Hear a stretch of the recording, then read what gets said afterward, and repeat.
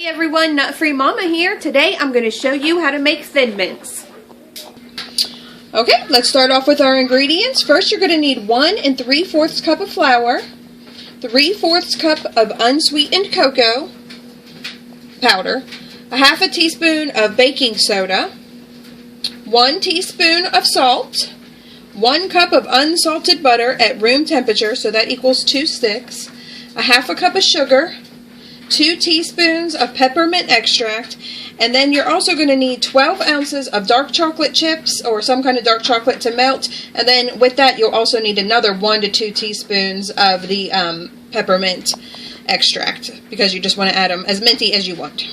So first let's go ahead and start off with lining 2 baking sheets with parchment paper, and then in a medium bowl we're going to combine our flour, cocoa powder, baking soda, and salt. Okay, there's what that should look like. I just put it in a big bowl and whisked it all together just to mix it really well. Next, we're going to combine our butter.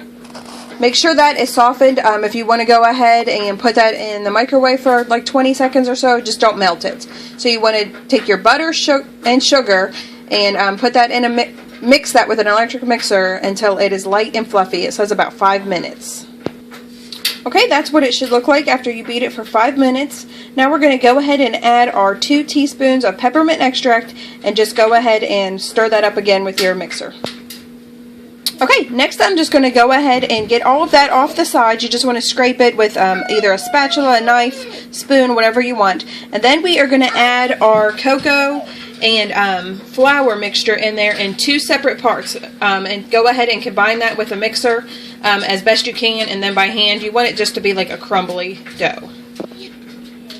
Okay, this is what half of the mixture looks like. I'm going to go ahead and add my second half and stir it up.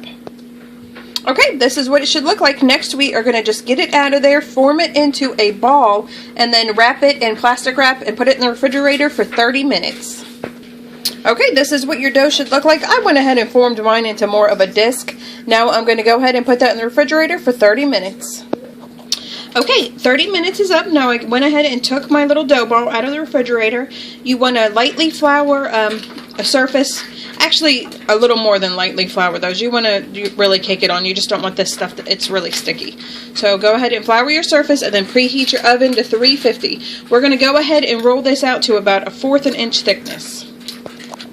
Okay, that's about half of my dough rolled out, and like I said, it is really sticky, so you really want to make sure you flour it well and your rolling pin. But next we're going to cut out little circles. I didn't have a very small cookie cutter. This is about 1 inch, almost 2 inches. That's what you want. So I just used a top of a sugar crystal container, but that will work well. We're going to go ahead and put those on our parchment sheet, our parchment lined baking dishes. Okay, these are ready to go into the oven. I have 2 cookie sheets filled up. I have about 58 cookies on there. The recipe says it only makes 2 dozen, so I'm not sure what went wrong there, but in the directions I will give you, maybe cut the recipe in half, or if you want to make a lot of cookies, but you will need more chocolate than the 12 ounces that we have. But I also have this dough ball still left too of dough, so I'm just going to put that in the refrigerator for now because I'm not going to use it. But we're going to go ahead and pop these in the oven 20 minutes. You want to cook those at 350 for 20 minutes. Okay, my cookies are ready. They were in there a little less than the 20 minutes. I guess mine are a little smaller than probably what they make in the recipe. So you don't want those to burn. Now you have to let these cool completely. I know you'll be tempted to dip them before they're cool, but you have to let them cool or they will crumble. So we're going to go ahead and let these cool. Okay, these are all cooled off. Now what we're going to do is, if you just want to use your same baking sheets with your same parchment paper, that is fine, instead of using more parchment paper. But now we're going to go ahead and melt our chocolate in the microwave in 30-second increments until it's completely melted. Just stir it in between each time. And then we're going to add to that our peppermint. So you can either use 1 or 2 teaspoons, depending on how much peppermint you like. Then we're going to dip our cookies in there with a fork and put them on the parchment paper. Okay, that chocolate is nice and melted. I'm going to go ahead and add 2 teaspoons of the peppermint because we really like the peppermint.